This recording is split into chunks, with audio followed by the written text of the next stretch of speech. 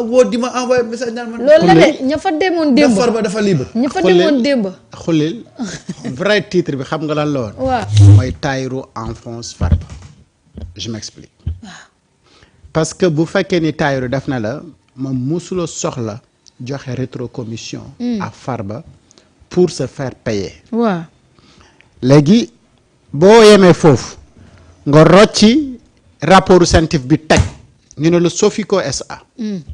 benn bés jël na plus de 360 millions séddale ko ci ñetti sociétés yu nga xamante ni Farba moom moo ko moom te pourtant Farba daf ne ak ay avocat am yooyu ñu jot ay rétrocommission la xam nga wax jaa ngay commencé waroo. donc Tahirou mu ngay gën a enfoncé ki nga xamante ni moom mooy Farba léegi Farba dafa amaat explication bu mu war a indiwaat ci taabulu attekat bi ne ko yow de yaa ne woon rétrocommission nga jotoon parce que yow ab courtier nga woon ci diggante ay marché yu nga xamante ni Tahirou daf ko amoon ak état bu Sénégal mu doon la ko yombalal moo tax nga jotoon xaalis bi mais Tahirou la mu wax wuutee na ak yow li nga lay.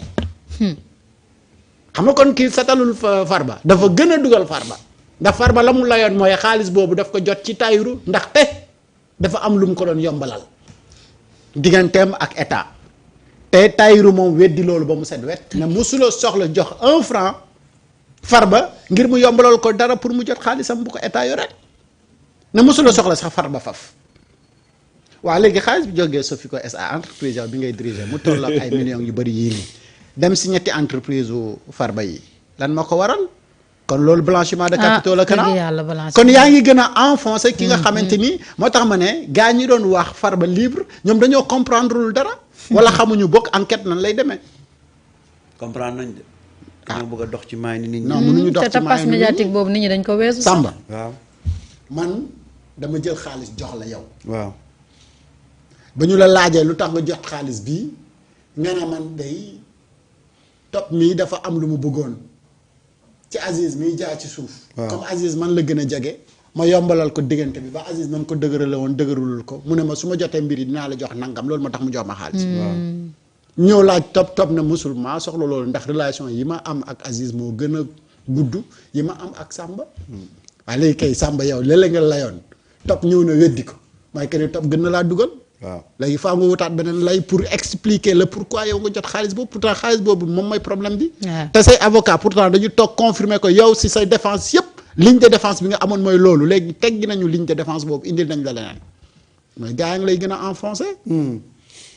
léegi nag beneen bi ci topp mooy les choses c'est pas que benn dossier rek c'est 2 dossiers léegi nag Tahirou dafa bëgg a profiter pour. anticiper si yeneen dossiers yi nga xamante ni yeggseeguñ si mais dossier moom ak Farba lañ ko doon laaj démb mu anticiper ci yeneen dossiers yu nga xamante ni ay marché la yu mu jotoon yu mu warul jot ndax état amee na la xaalis mais état ci lim la amee la xaalis est-ce que yoon nga jaar pour am ko loolu mooy beneen question bi nga xamante ni dafay tegu di laaj donc ku jàpp ne mbir mi mu ngi waaj a jeex xamal ne xaajul bay jeex soxna Marie mbir yi dafay door a commencer di gën di compliqué. waaw mooy bataille médiatique bi mooy tu as l'impression que. waaw ak à la une yee ku xëy. voilà foofu la lay waxee. léegi li Samba wax looluy dëgg mbir yi nekkul mbirum 15 millions ak 3 milliards. wala 15 milliards. il s'agit des transactions yu dem ba 125 milliards de francs CFA.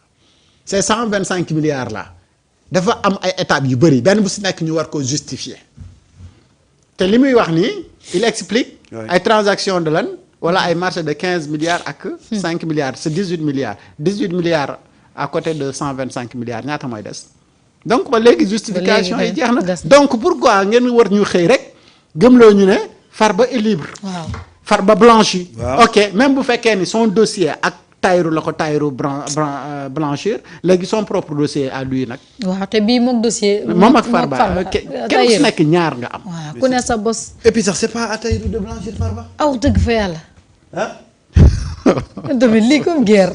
ce pays c'est ce pays là. ah man dama yaakaar ne pays bi daal. dañ ko weccoo. man pays bi daal dama yaakaar ne ay càmmoñ la. ah ñaari càmmoñ lañ ñu jox. waaw man dama yaakaar ne ñaari càmmoñ lañ ñu jox quoi. Non mais voilà un pays où vraiment léegi le procès se fait au niveau des journaux quoi.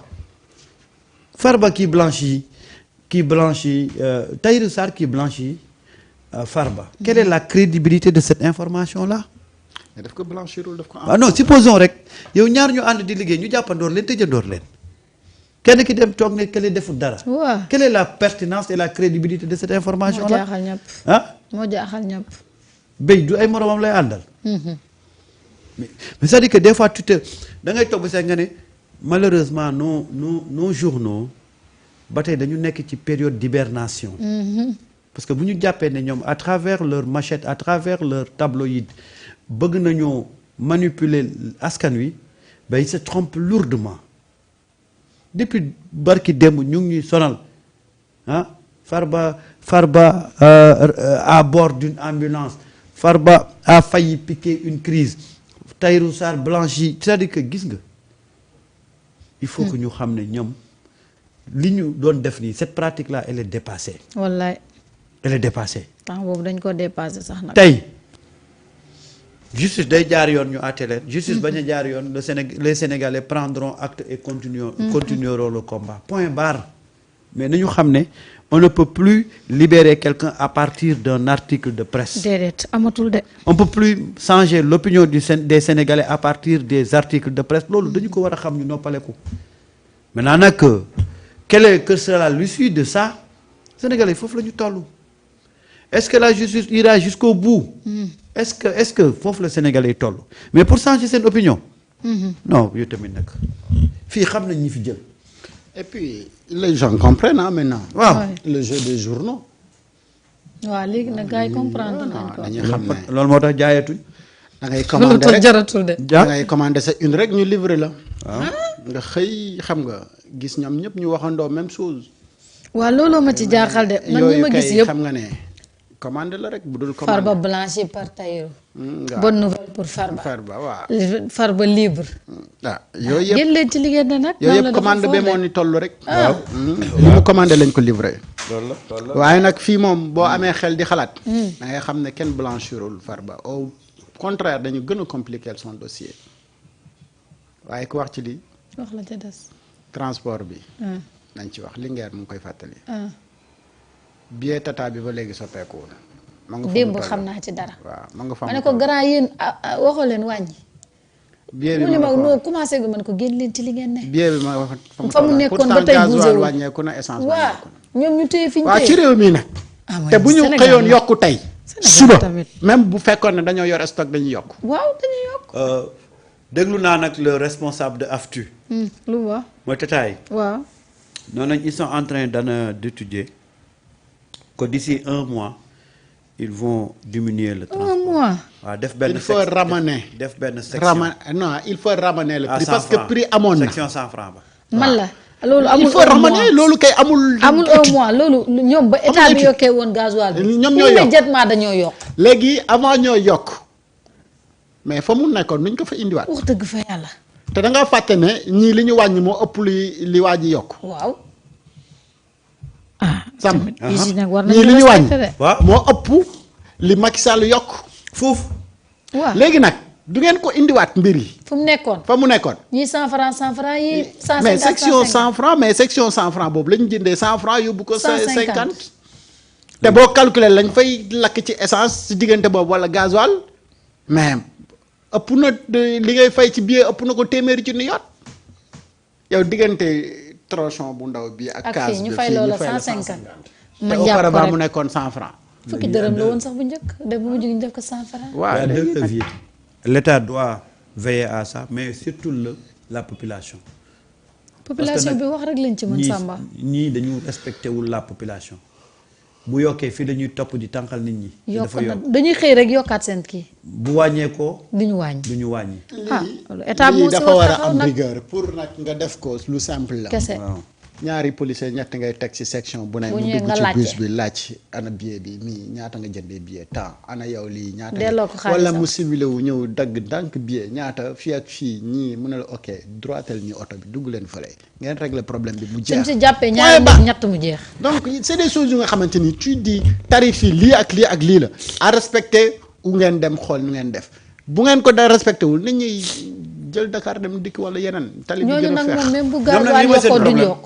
ñoom ñoom moom benn prix la ñu am. lii mooy seen problème boo leen joxee ne pour ngeen constituer un secteur privé fort pour jàppale askan wi ñuy rey askan wi état bi bu ñëwee wut benn partenaire mu gérer secteur boobu ñu commencé di xeex naan état bi dafay daaneel ay entrepreneurs yi doomam ay dëkkam lii mooy seen problème parce que amuñu yërmande ci askan wi dama lay jox léegi cas pour ne pas faire la publicité sur le cas de les taxis traditionnels ak le Yango tey pourquoi les Sénégalais se sont rués vers ces taxis là parce que ñoo gën a moins cher gën a gaaw en termes de sécurité ouais. gis nga bés bu ñu leen arrêté bañ bàyyee ñoog taxi traditionnel yi dañuy gaañu tey ñu dee parce que taxi traditionnel yi balaa ñoo rey Sénégalais yi rek jafe-jafe am ci dëkk bi soit muy taw soit tabaski jub si wala ñu nekk jour yi tabaski mu wóor la ne fi mu nekk nii yaay bañ nga gis ñu yokk tarif bi buy gis da ngay gis léegi mu commencé di wis wisal ñoom ñëpp ñu yokk tarif bi ñoom daal xamuñu dimbale Sénégalais yi waaye ñooñu noonu la ni bàyyee askan wi moo tax moi je prône pour que l'État mu mette en place un service de transport très fort buy dem fu ne c'est-à-dire que aujourd'hui il peut créer un autre service boo xam ne dafay ubbi capital bi mais il reste le maître de la société waaye ñun buñ ñu bàyyeeg ñii mais dañuy rey parce que amuñ yërmande ci nit ñi man Sénégal laa gis Sénégalais yi ci boppam ñoo gën a soxor ci Sénégalais yi non c'est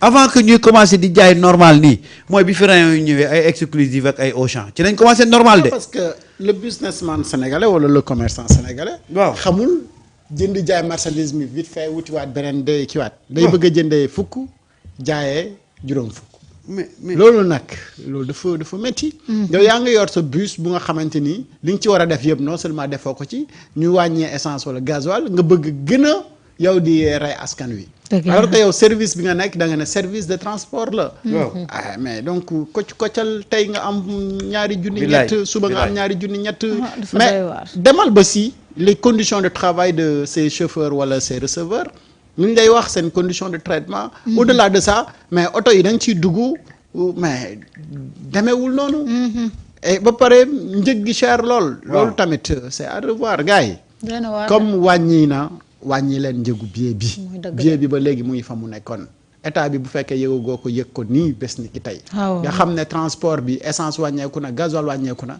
mais prix bi si sénégalais bi mu war a impacté wallaay yëgu ko ba léegi mu ngi daan fay prix ba mu daan fay kese te loolu dafa war a jeex nag tàkk ci réew mi alors c'est Naaline waaw ñu dem ci beneen yéenekaay bi mujj muy révélation moom nag mi ngi xamle ni ci tournée économique bi la président Bassirou Diomaye Faye war a amal ca Casamance nag dañoo teg seeni doléance waaw noonu la ko bi journal tudd révélation xamle daanaka moom révélé wu fi sax dara dal dina ko ku dugg na de ah dama xam kat titre bi bu rëy titre bi kat dama révélé wul dara noonu la ko journal bi xëy xamle moom la révélation ne tournée économique du président la Casamance liste ses doléances fa rek yem tegal ñu ab nataal bu président de la république ak mbaxana ma ëpp ko xaw lool sax astafurla mbaxana mu ñuul ma ca kaw bopp ba moom mi nga xamante ni moom mooy le président de la république ak chemise bu weex ba mu gaw